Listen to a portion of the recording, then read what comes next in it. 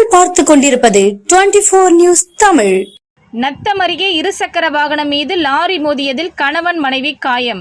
திண்டுக்கல் மாவட்டம் நத்தம் அருகே மூங்கில்பட்டியை சேர்ந்தவர் சித்திரகுமார், வயது 36, சென்ட்ரிங் வேலை செய்து வருகிறார். இவர் தனது மனைவி கவி, வயது 24, மகள் தர்ஷிகா, வயது 2 ஆகியோருடன் மேலூரில் உள்ள மாமனார் வீட்டிற்கு சென்றுவிட்டு இருசக்கர வாகனத்தில் மூங்கில்பட்டி வந்து கொண்டிருந்தார். அப்போது மூங்கில்பட்டி அருகே கரடிப்பட்டி சாலை பிரிவில் வந்து கொண்டிருந்த போது எதிரே வந்த பட்டினம்பட்டியை சேர்ந்த சின்னையா மகன் விக்னேஸ்வரன், வயது 38 என்பவர் ஓட்டி வந்த கண்டெய்னர் லாரி சித்திரகுமார் ஓட்டி வந்த இருசக்கர வாகனம் மீது மோதி கட்டுப்பாட்டை இழந்த லாரி அருகில் உள்ள கட்டிடத்தில் மோதி நின்றது.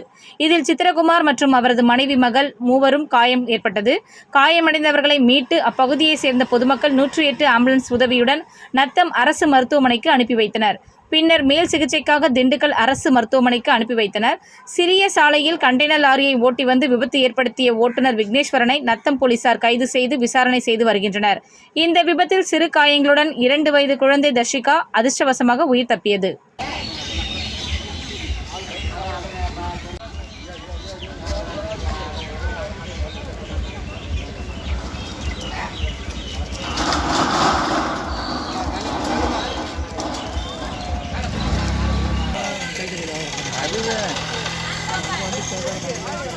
கண்ணாடி உடம்பு கண்ணாடி உடம்பு